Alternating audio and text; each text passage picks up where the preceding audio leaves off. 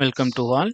In this video, we'll discuss about module number 5. The topic is linear algebra. In this topic, we discuss the subtopic of Gauss-Seidel method. Okay. Already we discussed Gauss elimination method and Gauss-Jordan method by the matrix form. How to solve the how to find the unknown variables by using the matrix form. And this is Gauss-Seidel method. Here also we have to find the unknown variables value, okay, by using the iteration method. Okay. So we'll discuss a process. So Gauss-Seidel method. Okay. It is an iterative method for solving a system of linear algebraic equation which is diagonally dominant. Okay. So the coefficient, first we have to check the coefficient if the condition is satisfied or not. Okay. If the condition are satisfied, we apply the Gauss-Seidel method. Otherwise, we can change the equations. Okay, what is the first one? A11 plus A12 plus A11 greater than A12 plus A13. For example, the first equation like this. Okay, this is A11, this is A12, and this is A13. What is the first condition? A11 greater than A12 plus A13. So 10 is definitely greater than 1 plus 2, 1 plus 1. Okay, so 10 is definitely is a greater than 2. So the conditions are satisfied. Okay, not only the first equation, we have to verify the second equation and also the third equation. If not satisfied, we can replace the equations. Okay, I explained the problems. Okay, see the first problem. So solve the following system of the equation by Gauss-Seidel method. Okay, so read the question carefully. If it is Gauss elimination method or Gauss Jordan method or Gauss Seidel method. Okay, so read the question carefully and understand the concept. So the equation is 10x plus y plus z equal to 12, x plus 10y plus z equal to 12, x plus y plus 10z equal to 12. Okay, so for all the three equation satisfy the three condition. You can verify. I verified first equation is satisfied. Not only first one, second and also third is satisfied. Okay, so Gauss Seidel method. So the equation are diagonal dominant and the equation are put in the following form. Okay, so the first one x, so taking remaining opposite direction we get x. In the first one, write the x equal to function, and the second one can write y equal to function, and the third one can write z equal to function. The first one, this is equation 1, and this is equation 2, and this is equation 3. From equation 1, x equal to 1 by 10 into 12 minus y minus z. Similarly, y by the second equation and z by the third equation. Now we can substitute the initial condition. So let us start the trial solution. X equal to 0, y equal to 0, z equal to 0, 0 comma 0 comma 0. If the initial condition not given the equation, we have to choose this initial condition. Okay. Sometimes they will given the initial condition 1 0 0 like this. Okay, so we have to choose the initial condition 0 0 0. Okay, then substitute x power 1. The meaning is first iteration. We can substitute x value and y value and z value in the equation. We get 1.1 by using calculator. Okay, we get 1.08 and we get 0.972. So this is the first iteration. So I denoted 1.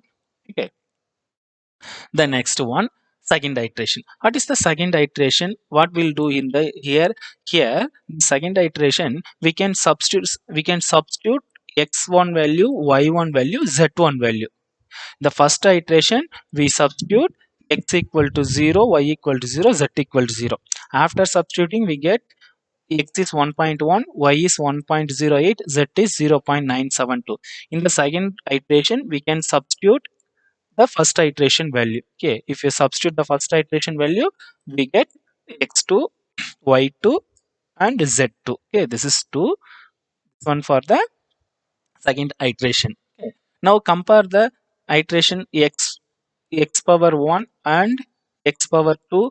If it is equal means we can stop the process. So two consecutive values are equal, we can stop the process. If not equal, we can do the next step. Not only x, we can substitute y, we can compare the y and we can compare the z. Okay, so this is the process. Okay, next we can substitute these three values in the equation. We get x3, y3, z3. Now compare this one and this one, and this one and this one, and z into z.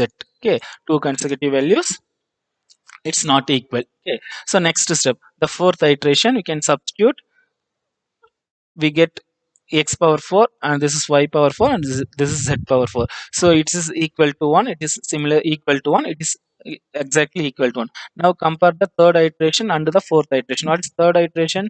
0.99965, here also 0.999. Okay, and here 1.000, here also 0 point is similarly same, here similarly same. Okay, so clearly this is x value is 1, y value is 1, z value is 1. If you do the next step, x power 5, exactly the same answer will come. So hereafter, x power 4 equal to x power 5 and x power 5 equal to x power 6. So hereafter, you will continue the process. The exact answer definitely will come 1, 1, 1 only. Okay, so the solution of the equation is 1.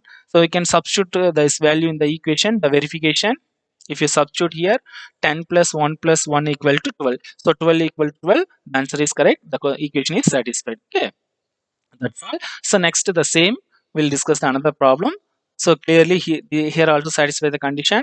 5 is greater than compared to 2 and 1, and 4 is greater than compared to 1 plus 2 is 3, and 5 is greater than. Okay, so carry out 4 iteration taking the initial approximate to the solution of. So this is the initial condition. They directly given the by using this initial condition. Okay. So from first equation we can write the x equation. From second one we have to make y. Then third one we have to write z equal to. Okay. So first one x equal to, second one y equal to, third one z equal to. Now substitute the value of initial condition 1, 0 and 3. So x equal to 1, y equal to 0, z equal to 3. If you substitute in each equation, you will get this one. So this is the first iteration. Next, the second iteration, we have to substitute x equal to this value, y equal to this value, and z equal to this value. Okay. So shortly we applied. I explain next video how to use the calculator a simple way. Okay. If you substitute, we'll get this is x2, y2, z2. Okay. The meaning is second iteration x power 2. Okay. After that, we can substitute x2, y2, z2 value here. Then compare this solutions x and x, y and y, z and z. So we have to take 4 iteration. Okay. 4 decimal, you can consider 3 decimal. So 1.096 here, nearest value. Here 2.016, here 2.013, here 2.974, here 2.995. So we'll move the next iteration. Here clearly we get 0.995, here 0.998, here 2.003, here 2.013, and here 2.99, and here 2.99. Okay, if you do the next step, definitely the answer is satisfied. X equal to 0.9958 and y equal to 2.036 and z equal to 2.994.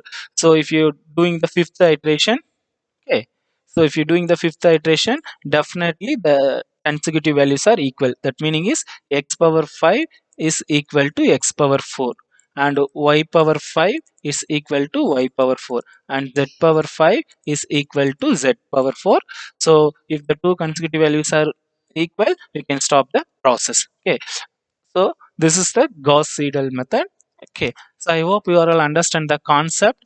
The process is nothing, just we can apply the new constant, new solution of the x, y, z in the next and next equations. Okay, so when we can stop the process, if two consecutive equations are equal, then we can stop the process. Don't not only you can compare x, we have to compare x, y, z. So each and every variable satisfied the consecutive solutions will stop the process. Okay, so this is the one way I have to find the unknown variables values. Okay, so thank you. Thank you for watching this video. If you have any doubt, you can comment in the YouTube. Okay. So